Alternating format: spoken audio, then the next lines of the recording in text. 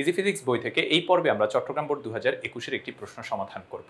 প্রথম প্রশ্নটা যদি আমরা খেয়াল করি, যান্ত্রিক শক্তি কাকে বলে? কোনো বস্তুর অবস্থা কিংবা অবস্থানের পরিবর্তন বা গতির কারণে তার মধ্যে যে শক্তি নিহিত থাকে বা যে শক্তি লাভ করে তাকে যান্ত্রিক শক্তি বলে। কোনো বস্তুর অবস্থানটা কিরকম, ধরো এইখানে ছিল, আমি এটাকে উপরে উঠালাম, এর জন্য সে কাজ করে যে সামর্থ্য লাভ করতেছে। এখন কাজ করার সামর্থ্য কিভাবে লাভ করতেছে? ছেড়ে দিলে নিচের দিকে পড়তেছে, এই নিচের দিকে পড়ার জন্য তার শক্তি লাগতেছে। এই শক্তিটাই হচ্ছে তার অবস্থান পরিবর্তনের কারণে, অথবা অবস্থা পরিবর্তন। ধরো আমি একটা রাবারকে টেনে লম্বা করলাম, এই যে তার অবস্থা পরিবর্তন করলাম, এর ফলে সে কাজ করে কিছু সামর্থ্য অর্জন করেছে। আর হচ্ছে ধরো তোমার গতির কারণে, যখন আমি এটাকে ছুঁড়ে মারবো, সে কোথাও যখন আঘাত করবে তখন ও কিছু কাজ করার সামর্থ্য অর্জন করবে। এই যে অবস্থানের পরিবর্তন অথবা গতির কারণে বস্তু কাজ করে যে সামর্থ্য অর্জন করে, তাকে আমরা মূলত বলে থাকি হচ্ছে কি? যান্ত্রিক শক্তি। খ নম্বর প্রশ্নে খেয়াল করো, কোনো নির্দিষ্ট স্প্রিং যত বেশি সংকুচিত করতে চাও তত বেশি শক্তির প্রয়োজন, ব্যাখ্যা করো। স্প্রিং বেশি সংকুচিত করলে এর মধ্যে বেশি বিভব শক্তি জমা হয়, কারণ তত বেশি কাজ করতে হয়। স্প্রিং বেশি সংকুচিত করলে এর মধ্যে বেশি বিভব শক্তি জমা হয়, কারণ তত বেশি কাজ করতে হয়। এখন খেয়াল করো, এটাকে আমরা যদি প্রমাণ করে দেখতে চাই, স্প্রিং এর স্প্রিং ধ্রুবক কে এবং x মিটার সংকুচিত করলে বিভব শক্তি v সমান হচ্ছে হাফ অফ kx²। এখানে কে ধ্রুবক, অর্থাৎ বিভব শক্তি সাম্য অবস্থা থেকে স্প্রিং এর সরণের বর্গের সমানুপাতিক। এই যে কে যেহেতু ধ্রুবক, তাহলে আমরা এখান থেকে লিখতে পারি হচ্ছে v সমানুপাতিক x², অর্থাৎ বিভব শক্তি হচ্ছে সরণের বর্গের সমানুপাতিক।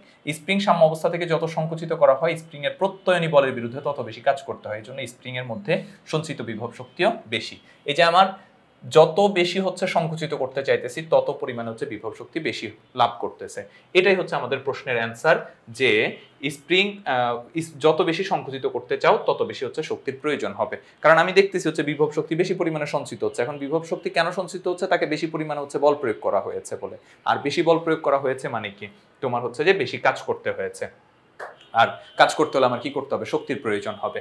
তাহলে সহজ যদি আমি কানেকশনটা হিসাব করি, স্প্রিং সংকুচিত করলে খুব বেশি বিভব, যত বেশি সংকুচিত করা হবে তত বেশি বিভব শক্তি লাভ করবে। বিভব শক্তি কোত্থেকে আসতেছে? বাহির থেকে শক্তি দেওয়ার কারণে।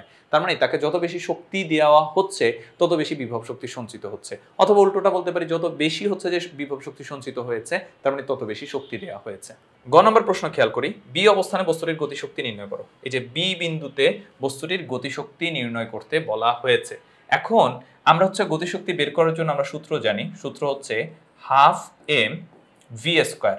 হাফ এম ভি স্কোয়ার, এইটা হচ্ছে আমার এই ক্ষেত্রে কি? গতিশক্তি। এখন একটা জিনিস একটু খেয়াল করো, এইটা হচ্ছে সাম্য অবস্থা। এই সাম্য অবস্থায় তার যে শক্তিটা থাকবে, এই যে বি বিন্দু, এই জায়গাটাতেও তার সেই পরিমাণ শক্তি থাকবে। এই যে বি বিন্দুতেও বেশ একই পরিমাণ শক্তি থাকবে।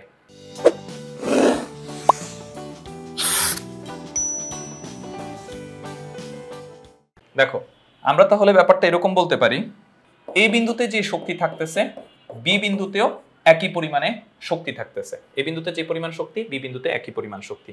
এখন এই বিন্দু কিন্তু স্থির অবস্থায়। স্থির অবস্থা মানে কি? তার বেগ জিরো। বেগ জিরো মানে হচ্ছে কি? গতিশক্তির পরিমাণ জিরো। তাহলে থাকবে কি? শুধুমাত্র বিভব শক্তি। তাহলে বিভব শক্তিটাকে হচ্ছে আমরা লিখলাম ধরো ইপি। আর বি বিন্দুর ক্ষেত্রে কিন্তু তার বেগও আছে, গতিশক্তিও আছে। তাহলে বি বিন্দুর যে শক্তি, এটাকে আমরা দুইটা ভাগে ভাগ করতে পারি, ইপি বি প্লাস হচ্ছে ইকে বি, বিভব শক্তি আর হচ্ছে গতিশক্তির যোগফল। এখন এই যে বিভব শক্তি যেটা আছে, সেটাকে ধরো হচ্ছে আমরা লিখতে পারি হচ্ছে এমজি এইচ।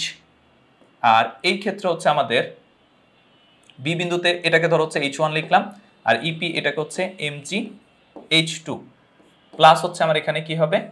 ইকে বি। এই আমাদের ইকে বিটা বের করতে হবে। তাহলে ইকে বি সমান হচ্ছে কি হবে? বি বিন্দুতে গতিশক্তি সমান হবে হচ্ছে এমজি H1 মাইনাস হচ্ছে এমজি H2। এখন এখান থেকে হচ্ছে এমজিটাকে কমন নিয়ে ফেললে H1 মাইনাস হচ্ছে H2। এখন আমার এখানে জাস্ট মানগুলো বসাই দিতে হবে। এম এর মান কত দেয়া আছে যদি আমরা খেয়াল করি, বস্তুটির ভর হচ্ছে 50 গ্রাম। 50 গ্রাম মানে কত? 0.05 কেজি। জি হচ্ছে 9.8। H1 হচ্ছে এই বিন্দুর উচ্চতা। তো এই বিন্দুর উচ্চতা আমাদের কাছে বলা নাই, বরং H2টা বলা আছে 10 সেন্টিমিটার। তাহলে এখানে হচ্ছে H1 মাইনাস হচ্ছে 10 সেন্টিমিটার মানে হচ্ছে 0.1 মিটার। এখানে ক্যালকুলেশন করলে যা পাবো সেটাই হচ্ছে বি বিন্দুতে গতিশক্তি। এই যে দেখো 0.05 ইন্টু 9.8 H ম্যাক্স, আমরা H1 বলেছি, ওরা H ম্যাক্স বলেছে, মাইনাস হচ্ছে 0.1। এটাই হচ্ছে আমার কি? বি বিন্দুতে গতিশক্তি। এরপরে আসলে আমাদের সর্বশেষ যে প্রশ্নটা আছে, এ বি সি বিন্দুতে বস্তুর বেগের তুলনা করো। এখন এই বিন্দু কি স্থির অবস্থা, মানে এরকম টেনে ধরেছি স্থির অবস্থা, তার মানে এখানে বেগ হচ্ছে 0। আবার সি হচ্ছে কি ছেড়ে ওই পাশে সর্বোচ্চ উচ্চতায় গেছে, তাহলে এখানে বেগ হচ্ছে 0। তাহলে এই দুইটা বিন্দুর বেগ আমার বের করা আছে, জাস্ট হচ্ছে আমার বি বিন্দুর বেগ যেটা আছে সেটা বের করতে হবে। তো বি বিন্দুতে আমাদের কিন্তু গতিশক্তি বের করা আছে, বি বিন্দুতে কিন্তু আমাদের গতিশক্তি বের করা আছে। এখন গতিশক্তি সমান কি হাফ এম ভি স্কয়ার, এই যে গতিশক্তি কত 0.49 এইচ ম্যাক্স মাইনাস হচ্ছে 0.1। এখন আমরা জানি গতিশক্তি সমান কি হাফ এম ভি স্কয়ার, তাহলে হাফ এম ভি স্কয়ার সমান এই গতিশক্তির মানটা আমরা লিখে দিতে পারি, এখানে হাফ আছে এম আছে ভি বের করতে হবে। তো এখানে ভি স্কয়ার সমান কি হবে, এই যে 0.25 এদিকে গুণ আছে এদিকে ভাগ হবে 2, এদিকে নিচে আছে এদিকে উপরে চলে যাবে, আর এইচ ম্যাক্স মাইনাস হচ্ছে 0.1। তো এখান থেকে আমরা ক্যালকুলেশন করলে হচ্ছে 19.6 ইনটু হচ্ছে এইচ ম্যাক্স মাইনাস হচ্ছে 0.1। তো ভিটা হচ্ছে এদিকে রুট হয়ে যাবে, রুট হয়ে গেলে হচ্ছে আমরা ক্যালকুলেশন করে যে রেজাল্টটা পাচ্ছি সেটাই হচ্ছে আমাদের অ্যান্সার। মানে অ্যাকচুয়ালি যেহেতু আমার এইচ ম্যাক্সটা দেয়া নাই, তাহলে আমি হচ্ছে মানে সরাসরি হচ্ছে যে কোনো ভ্যালু পাবো না, আমরা জাস্ট হচ্ছে ইকুয়েশনটা দেখালাম, এটাই হচ্ছে বেগ। আর এ বিন্দু আর সি বিন্দু এই দুইটা বিন্দুতে কিন্তু বেগ 0। তো এটাই ছিল হচ্ছে এই প্রশ্নের সমাধান। আশা করি তোমরা বুঝতে পেরেছো। যারা ইজি ফিজিক্স বই সংগ্রহ করেনি খুব দ্রুত সংগ্রহ করে ফেলবে। সবাই ভালো থাকবে, সুস্থ থাকবে, আল্লাহ হাফেজ।